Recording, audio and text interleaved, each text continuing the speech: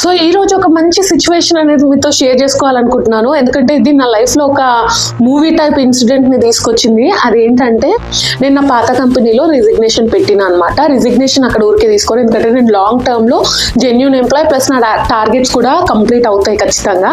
So అలాంటి కంపెనీలో నాకు రిజైన్ చేస్తే వాళ్ళు ఖచ్చితంగా నాకు రిజిగ్నేషన్ యాక్సెప్ట్ చేయట్లేదు. సో దానికి నేను నా పెళ్ళి ఉందని చెప్పి అబద్ధం చెప్పి రిజిగ్నేషన్ పెట్టిన తర్వాత జాబ్ సెర్చ్ చేస్తూ ఉంటాం కదా. సెర్చ్ చేస్తున్నప్పుడు ఒక జాబ్కి ఇంటర్వ్యూకి అటెండ్ అయినా, మంచిగా సెలెక్ట్ అయినా, ఎండీతో ఇంటర్వ్యూ అయింది, కంప్లీట్ అయింది. సో నేను మేనేజర్ లెవెల్ పోస్ట్లో సెలెక్ట్ అయ్యాను. సెలెక్ట్ అయ్యి అక్కడ కూర్చుంటున్న టైంలో ఎవరైతే నా పాత కంపెనీలో నాకు మేనేజర్గా ఉందో తను కూడా ఆ ఇంటర్వ్యూకి వచ్చింది. ఒక్కసారి మైండ్ బ్లాక్ అయిపోయింది. ఆమె నన్ను చూసి అక్కడే రిసెప్షన్లో కూర్చొని వెయిట్ చేస్తుందంట నా కోసం.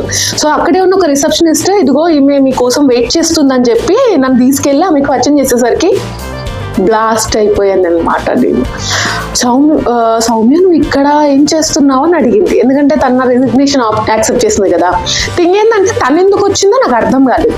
తీరా కిందికి వెళ్ళి, అంటే కిందికి అంటే కంపెనీ నుండి బయటికి వెళ్ళిన తర్వాత ఇది అయినా నువ్వు ఎందుకు వచ్చావు, ఓకే నువ్వు ఎందుకు రిజిగ్నేషన్ చేసావు అది ఇది అని అన్నది. కానీ ఓకే అదంతా ఏదైనా అనుకోవచ్చు, కానీ నాకు ఎట్లా అనిపించింది అంటే మూవీస్లో చూపిస్తారు కదా, ఒక పర్సన్కి ఇంకొక పర్సన్ ఎదురుపడి ఒక్కసారిగా ఒక టైప్ ఆఫ్ సిచ్యువేషన్ వస్తుంది కదా, ఆ సిచ్యువేషన్ నేను నిజంగా ఫేస్ చేశాను.